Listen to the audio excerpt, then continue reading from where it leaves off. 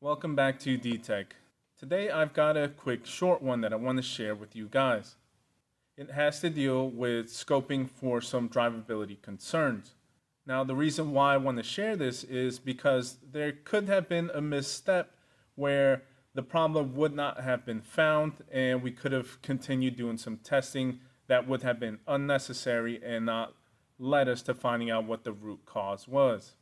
And so with that, I'm going to pull up the waveform that I took that basically let me find what the problem was with this vehicle, but I'll also show and explain where one could misstep and continue testing and not find the problem.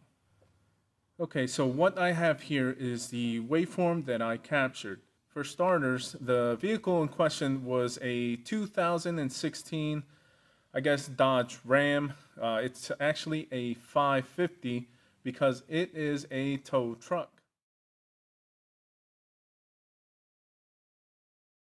Now, this is my first time ever looking at a tow truck, but the only reason why I decided to look at it is because it is a gasoline and not a diesel. To my surprise, it actually had a 6.4 Hemi engine in it, which I'm very familiar with from previous vehicles and diagnosing and actually building some of them and so on and so forth.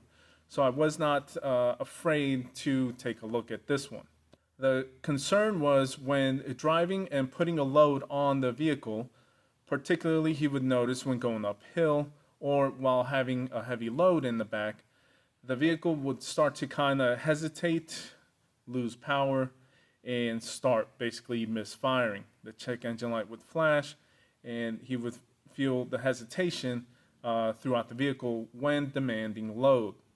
And because of that, he had, I believe, a couple different shops try to take a look at it and figure out what was going on. Part of the backstory is 2 months ago, he had a complete new engine installed, one that was from the dealer, which I'm assuming is probably a reman, but about 2 months ago, the engine was installed. And so now he has this issue of misfiring, and I'll get you a shot of the codes, but it pulls up a misfire for cylinder number 7.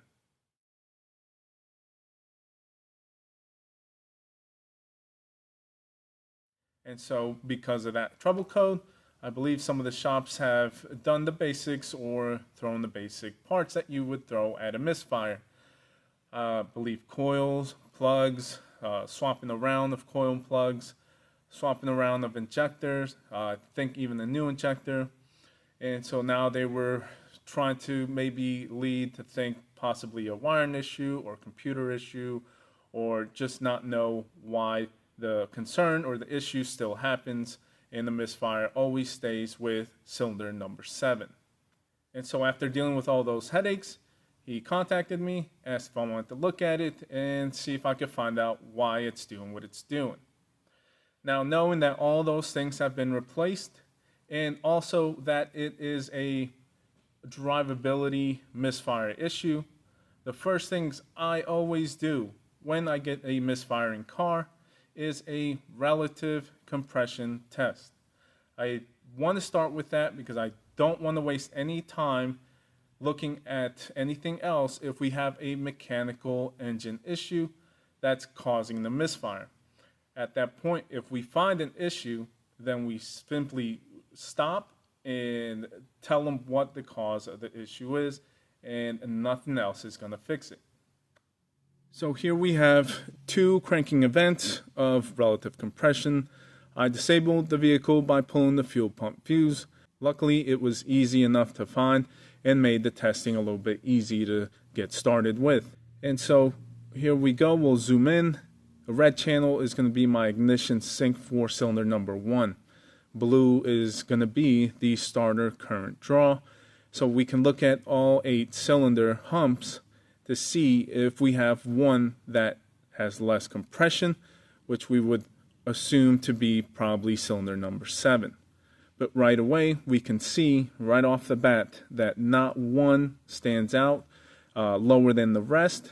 And so it would look like, and we could assume that we have good complete compression and similar relative to all cylinders to each other.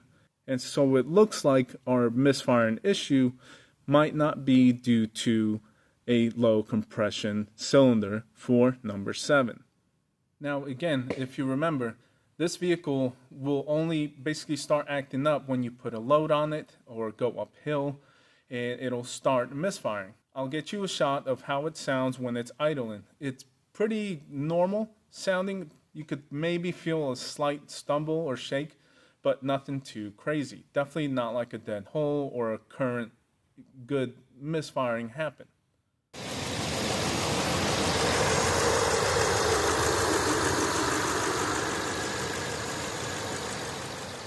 Again, after doing the system scan, there's only a trouble code for cylinder 7 misfire. There is no misfire data in the scan tool for this engine computer. The only thing I could find was an injector kill test, and I did end up performing that for cylinder 7 and then cylinder 1. And there was enough RPM drop, and both were sort of similar in the way the RPM dropped. So at the moment, I was starting to think that we were going to have to do some further testing and it not be a mechanical issue. But this is where today's lesson comes into play. Now, obviously, we can look at the waveform on both cranking events, and number 7 or any cylinder never drops out more than the rest. And at this point, one could almost think, as I mentioned, that we can then move forward into looking at other systems that are involved with contributing to a full combustion. This is where we could get in trouble. Now, I didn't tell you, but it is good practice to add intake and exhaust for mechanical testing when doing relative compression. And that is what I did on this vehicle. All one-shot relative compression, monitoring intake and exhaust. The reason why I do that is because I want to take a look at the engine's mechanical breathing ability and condition in order to see a full picture of how the engine's mechanical state is, and if we can find an issue, or again, if we need to move forward. And so if we go here and zoom in on the intake trace, what do we see going on here? Hopefully you guys are able to pick something out. So here we've got 1, 2, 3 cranking events, basically 3 720s. And let's take a look at that guy there, and then that guy there. We are getting a repetitive intake pulse anomaly that is consistent and basically kind of minute enough difference in our waveform, and that is telling us that there is a cylinder that is not breathing exactly the same as the rest of the cylinders, and this should not be happening. And here, if we take a look a little bit more zoomed in, we can definitely tell that one guy is different than the rest.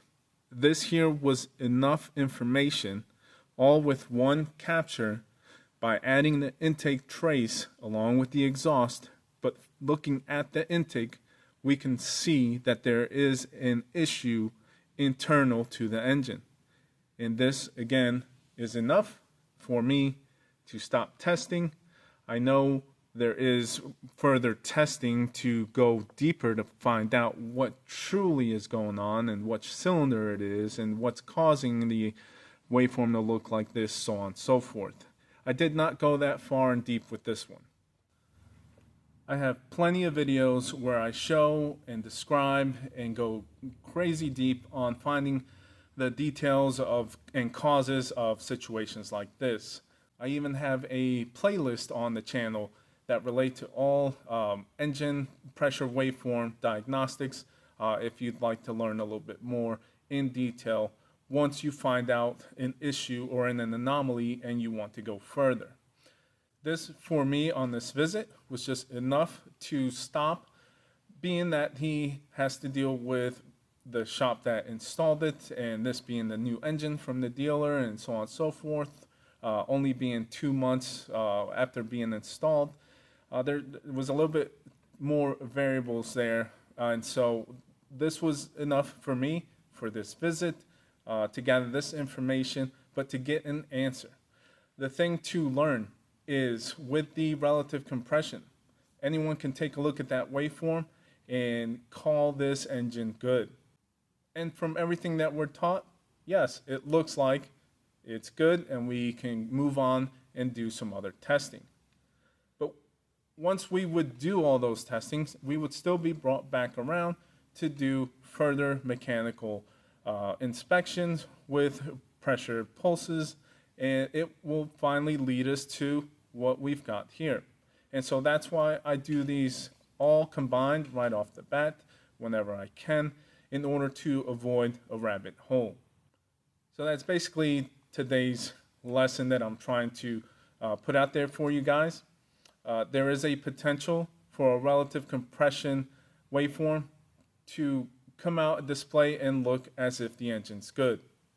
But if you're still having troubles, think about trying to look at the intake and exhaust pulses to see if you find an anomaly there, if you're getting your rear end handed to you. And so with that, I'm going to go ahead and end this one. I just wanted to put that out there so you guys could keep it in your brains to not overlook some of these things. Hope you enjoyed it and learned something, and thank you for watching.